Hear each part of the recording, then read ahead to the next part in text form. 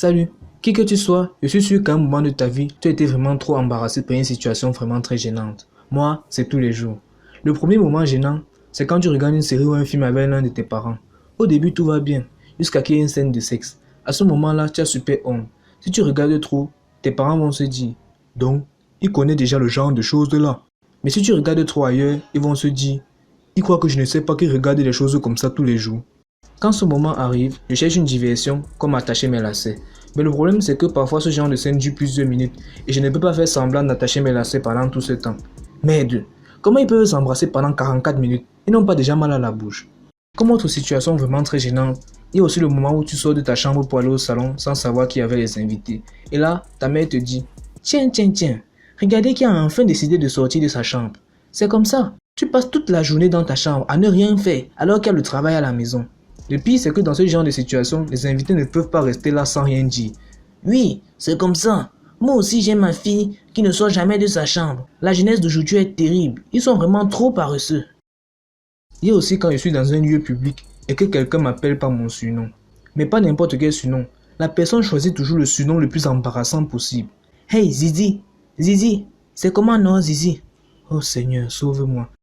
Zizi, pourquoi tu es si tendu? Ne sois pas si nerveux, sinon tu vas pénétrer dans l'hypertension. Je ne peux pas parler de moments gênants sans évoquer la fois où quelqu'un te dit un truc mais tu ne comprends rien et tu lui demandes de répéter.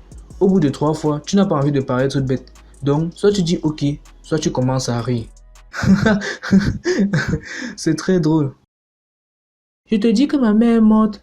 Tu trouves ça drôle? Je suis aussi très embarrassé quand je parle à quelqu'un et puis je lui postillonne au visage. Voir ma salive tomber sur le visage de la personne me met trop mal à l'aise. Quand ça arrive, j'arrête de parler et je reste en silence pour remettre ma vie en question. Il y a aussi le moment où les gens parlent d'un sujet, mais toi tu n'y connais rien, mais tu fais semblant de tout savoir.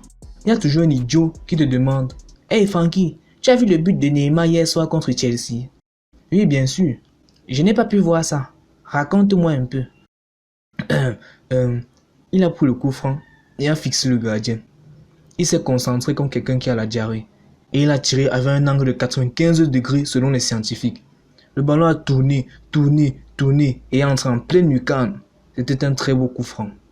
Mais on m'a dit que c'était le penalty.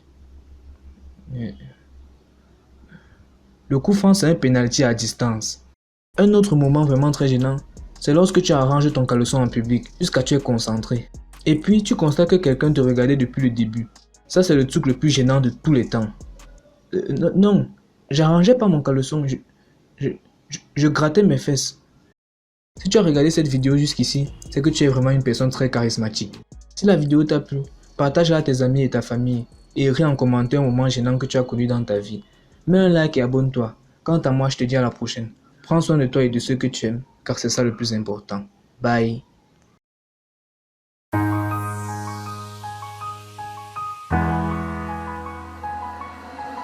Ángel La Ciencia.